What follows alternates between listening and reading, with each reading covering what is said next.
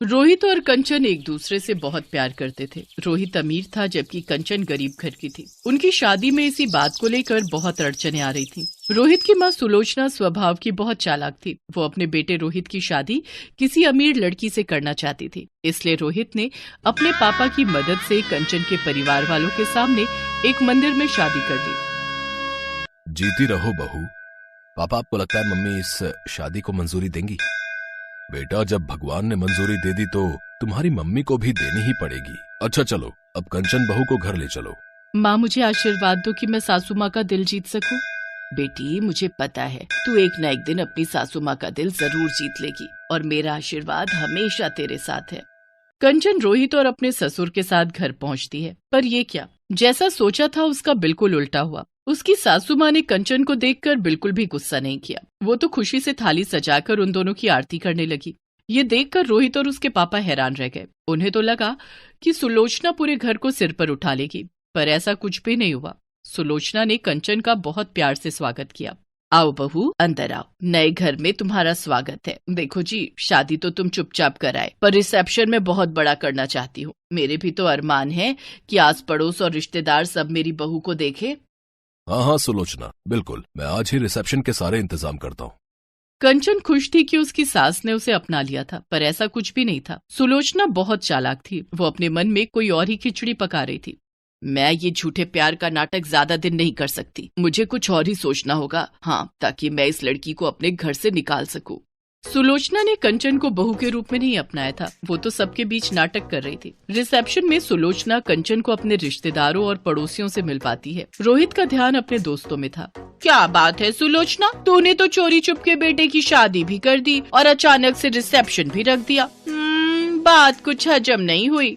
अब क्या बताऊं सुषमा, बहू गरीब घर की है बेचारी, इसलिए चुन्नी चढ़ा कर ले आए। अब बारात जाती तो इसके माता पिता में इतनी गुंजाइश नहीं थी कि बारात का स्वागत कर सकते। अरे बिल्कुल भी कुछ नहीं है, तुम क्या समझ रही हो, घर में बैठने के लिए कुर्सी तक तो है नहीं। वो तो रोहित को ना जाने इसमें क्या दिख गया। अब बच्चों की तो तुम जानती ही हो, जिद के आगे झुकना ही पड़ता है, वरना मैं तो इसे कभी भी अपनी बहू ना बनाती। अच्छा, तुम लोग अब आई हो रिसेप्शन में तो अच्छे से खा पी कर जाना। बबली, उषा, सुन रही हो ना, हमने रिसेप्शन बड़ा पैसा लगा कर रखा है, एक एक बढ़िया चीज बनवाई है। बहू अगर गरीब घर की है तो क्या हो गया, ससुराल तो उसे अमीर मिला है। चलो मैं और मेहमानों को देख लूं।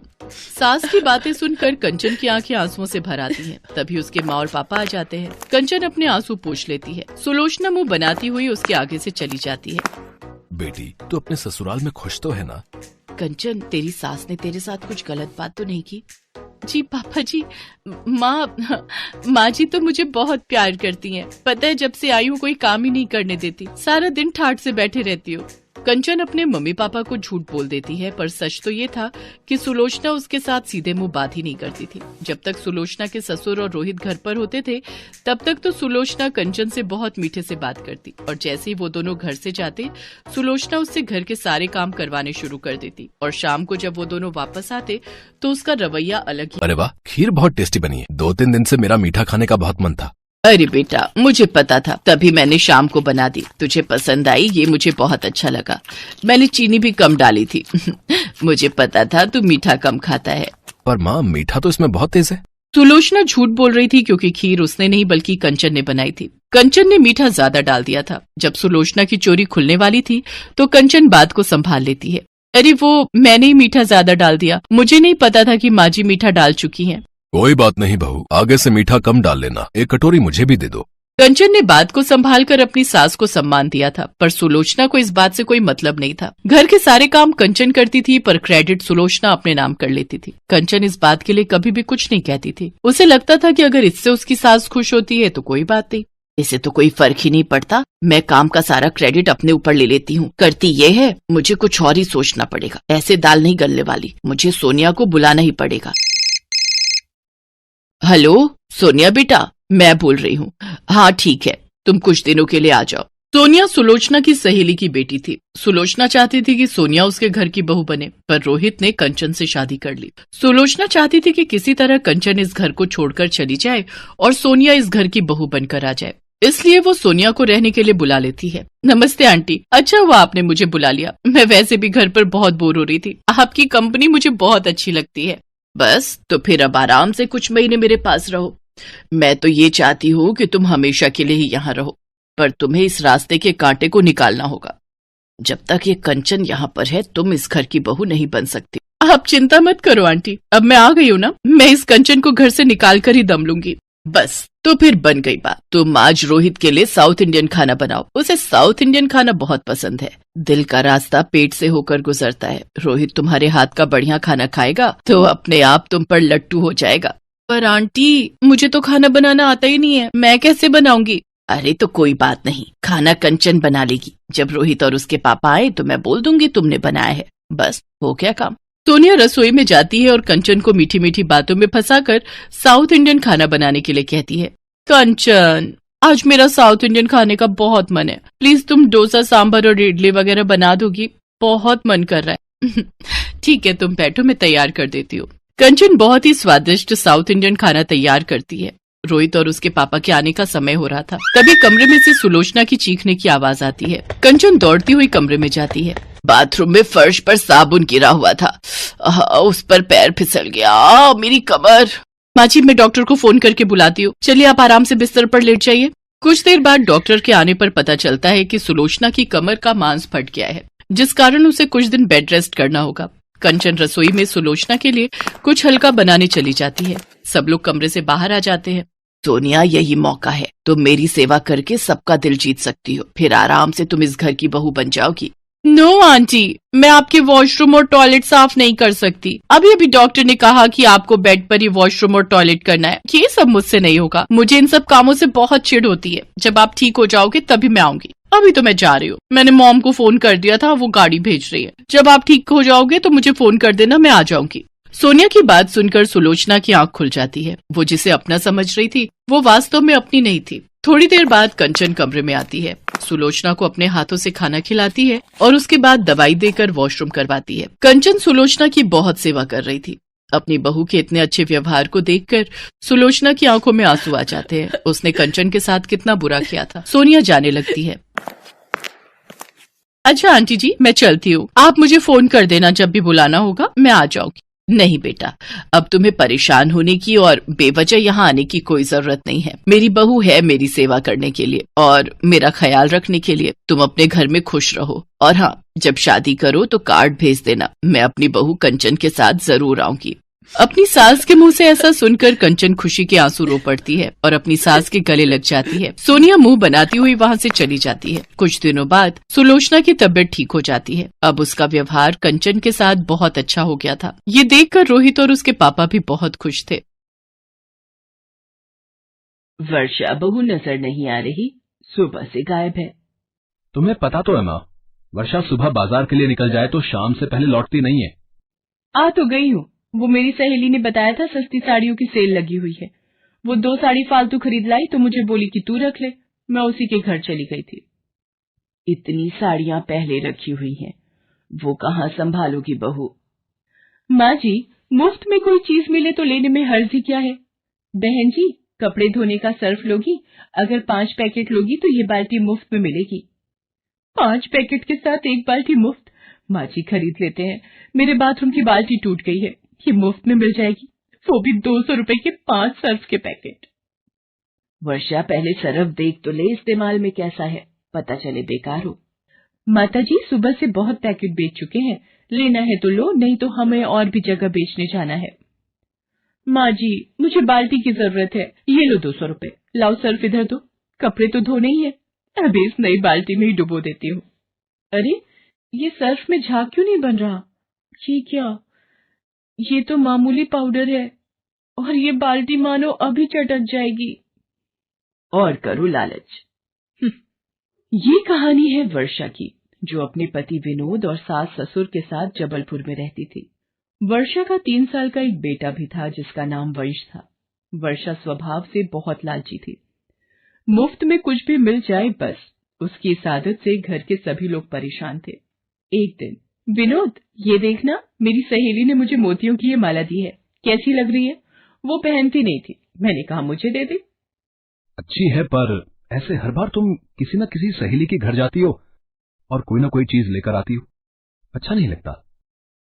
विनोद तुम खुद तो कभी कुछ लाकर देते नहीं हो, और मेरी सहेलियां दें तो तुम्हें बुरा लगता है। विनोद, इसे कुछ भी कहना बेकार है। माँ जी, एक तो वैसे ही शादी के बाद इस घर में मुझे कोई सुख नहीं मिला, ऊपर से आप मुझे ही सुना रहे हो। अरे अब बस भी करो। तुम लोगों की सारा दिन चिक चिक सुनकर मोहल्ले वाले भी कहते हैं कोई भिंडी बाजार है हमारा घर। वंश, आओ, तुम्हें तैयार कर दूं, बर्थडे में जाने का समय हो रहा है। अब आज किसका जन्मदिन है जो दोनों माँ बेटे तैयार होकर जा रहे हो? दादी, मेरे दोस्त दीपक का बर्थडे है। वो बहुत बड़े फार्म हाउस में पार्टी दे रहा है, इसलिए मम्मी पापा दोनों को ले जा रहा हूँ। ये सफेद कमीज और कोट पहन लेना जी, तुम्हारे लिए कल स्पेशल खरीद कर लाई थी। इतने पैसे वाले लोगों के बीच कुछ तो ढंग के दिखो। वर्षा विनोद और वंश के साथ बर्थडे पार्टी में पहुंचती है। वहां पर उसे उसकी सहेली मीनल मिल जाती है। अरे वर्षा, और बता कैसी है? कोई बड़े दिनों बाद मिलना हुआ। ये तो तूने वही साड़ी पहनी है ना जो मैंने तुझे सस्ते दामों पर बेच दी थी। यहाँ तो चुप हो जा मीनल, वो तो काफी पुरानी बात हो गई, किसी ने सुन लिया तो। वर्षा, जरा इधर आना। देखा, मैं तभी बोल रहा था, यूं लालच में आकर बिना सोचे समझे कुछ भी खरीदती रहती हो। मम्मी, मुझे भी इस साल अपना बर्थडे ऐसे ही फार्म हाउस पर मनाना है। इतनी धूमधाम से जन्मदिन मनाना बेटे तेरे पापा के बस की बात नहीं है, भूल जा। किसी बड़े खानदान में पैदा हो जाता तो शायद ऐसा धूमधाम वाला जन्मदिन मना पाता। चलो, काफी देर हो गई है, ऑटो भी नहीं मिलेगा। क्या हुआ वंश बेटा, दीपक के साथ कुछ देर और खेल लो। बस सर, ऑटो मिल जाए तो टाइम से घर पहुंच जाएंगे। इसमें चिंता की क्या बात है, मैं अभी ड्राइवर को बोलता हूँ, वो आप लोगों को छोड़ आएगा। अरे नहीं सर, आप परेशान। वो हमारी गाड़ी ठीक होने गई है, इसलिए हम कैब करके आए थे, अब हो नहीं रही तो ऑटो। विनोद, जब मिस्टर अरोड़ा इतना जोर दे रहे हैं तो चल लेते हैं। बड़ी गाड़ी में बैठने का अलग ही मजा है, और ऑटो के पैसे भी बच जाएंगे। वर्षा विनोद को जबरदस्ती मिस्टर अरोड़ा की गाड़ी में चलने के लिए कहती है, और मजबूरीवश विनोद को उसका कहना मानना पड़ता है। जब से वर्षा बड़ी गाड़ी में बैठकर आई थी, तब से ना जाने रोजाना कौन से सपनों में खो जाती थी। ऐसे ही एक दिन, काश इतनी बड़ी गाड़ी हमारे पास भी होती तो उसमें सचमुच कितना मजा आता। आलीशान घर, बड़ी गाड़ी, दौलत, शोहरत, सब कुछ हो तो कितना मजा आए जिंदगी जीने का। बेटी, दौलत शोहरत से खुशियां नहीं खरीदी जा सकती। आप कौन हो जो मुझे ये उपदेश दे रहे हो? और कौन कहता है पैसा सारी खुशियां नहीं देता? अगर मेरे पास भी पैसा हो तो मैं तो बस खुशी खुश रहूं। अच्छा, चलो एक काम करो, मैं तुम्हें नोट छापने की एक मशीन दूंगा, पर वो एक जादुई मशीन होगी जो रोजाना घर में से कोई भी एक चीज लेकर बदले में तुम्हें नोट देगी। लेकिन याद रखना, मशीन रोजाना नोट देती है, इसलिए एक दिन भी तुमने उस मशीन को कुछ नहीं दिया, फिर वो तुम पर हावी हो जाएगी। बाबा, मुझे तो रोजाना ही नोट चाहिए, मुझे इसमें कोई परेशानी नहीं है। बस आप मुझे जल्दी से वो नोट छापने की मशीन दे दो, फिर तो मेरी सारी परेशानियां दूर हो जाएंगी। साधु वर्षा को नोट छापने की मशीन दे जाता है। कौन था वर्षा, इतनी देर से दरवाजे पर क्यों खड़ी थी? ये देखो माँ जी, एक साधु बाबा मुझे ये नोट छापने की मशीन दे गए हैं। अब रोजाना ये मशीन किसी भी एक चीज के बदले नोट देगी। ये तो कहीं नहीं सुना, तू तो लग रहा है दिन में सपने देख रही है और जादू और चमत्कार की बातें कर रही है। माँ जी, मैं सच कह रही हूँ, रुको मैं आपको इस मशीन में से नोट निकाल कर दिखाती हूँ। ये देखो, मैंने इसमें ये रुमाल डाला और अभी देखना नोट बाहर आएंगे। हाँ, ये तो कमाल हो गया वर्षा बहू, इस मशीन में तो नोट छपकर बाहर आ रहे हैं। सुनो जी, ये देखो, वर्षा बहू को एक साधु बाबा नोट छापने की मशीन ये मशीन तो सच में नोट छाप रही है। बाबूजी, अब आप देखते जाओ, हम लोग कुछ ही दिनों में करोड़पति बन जाएंगे। नोट छापने की मशीन देखकर विनोद ना जाने किस चिंता में था।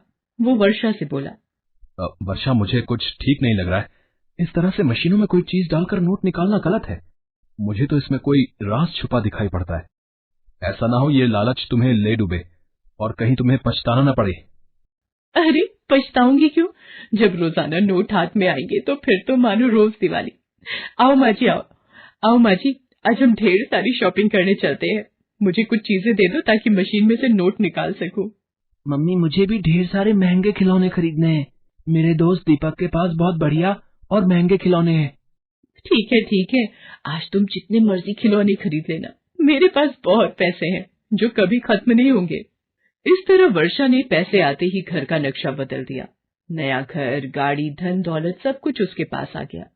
एक दिन, हेलो मीनल, मेरे बेटे वंश का हैप्पी बर्थडे है, तो तुम्हें भी आना है। बहुत बड़े 5 स्टार होटल में पार्टी दे रही हूँ।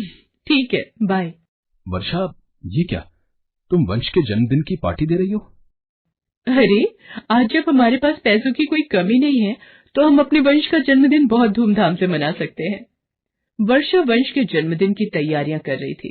अचानक, विनोद, तुमने वंश को देखा है? दिखाई नहीं दे रहा। अपने कमरे में होगा। इतने सारे वीडियो गेम, महंगे खिलौने तुमने लाकर दे दिए, अब तो उन्हीं में लगा रहता है। वर्षा, सुबह से वंश अपने कमरे में ही बैठा है। मैं वंश को बुलाकर लाता हूँ। वंश बेटा, वंश कहाँ हो? वंश कहाँ गया? मेरा मन घबरा रहा है। ऐसे घर से कहाँ जा सकता है? इधर उधर जरा पड़ोस में ढूंढो। आज जन्मदिन पर हमारे पैर छूने भी नहीं आया, नहीं तो सबसे पहले उठकर हमारे पास आता है। ये नोट मशीन में वंश की टी शर्ट कैसे नजर आ रही है? वंश, इसका मतलब नोट मेरे वंश को खा गई। क्या हुआ, रोने क्यों लगी? विनोद, मुझे साधु बाबा ने बोला था अगर इस नोट मशीन में एक भी दिन कुछ नहीं गया तो ये हम पर हावी हो जाएगी, और ऐसा ही हुआ। आज मैंने मशीन का इस्तेमाल नहीं किया तो इस मशीन ने खुद से मेरे वंश को अपने में ले लिया, और ये देखो बदले में नोट छपे हुए। मेरे बच्चे के बिना मैं क्या ऐश करूंगी। वर्षा रोने लगती है, पर नोट वाली मशीन वर्षा के पति विनोद, सास और ससुर तीनों को खींच लेती है और बदले में ढेर सारे नोट मशीन से बाहर आ जाते हैं। ये नहीं हो सकता, मैं अपने परिवार के बिना ये सब धन दौलत क्या करूंगी। मेरी असली दौलत तो मेरा परिवार है। साधु बाबा आप सही कह रहे थे, मुफ्त का धन खुशी नहीं देता, मेहनत से जितना भी कमाओ खुशी देता है। बाबा ये मशीन वापस ले लो, मुझे मेरे अपने दे दो, मैं कभी लालच नहीं करूंगी। नोट मशीन मेरे परिवार के लोगों को वापस कर, नहीं तो मैं तुझे तोड़ दूंगी। हे भगवान, इसके दिन में देखने वाले सपनों ने तो दिमाग खराब किया हुआ है, तभी नींद में सब कुछ फेंक रही है। वर्षा, ओ वर्षा, आज वंश का जन्मदिन है, उसके दोस्त आते ही होंगे। भटूरे का आटा तैयार कर दिया है, जाकर छोले बना ले। विनोद केक लेने गया हुआ है और तेरे बाबूजी वंश के साथ गुब्बारे फुलाने में लगे हुए हैं। ये सपना था, मेरे अपने मेरे पास है। माँ जी इधर आना, आज आपको गले लगाने का मन हो रहा है। आज इतना लाड क्यों दिखा रही है? कहीं इसलिए तो नहीं छोले भी मैं ही बना दूं? मेरी प्यारी सासू माँ। Thanks for watching.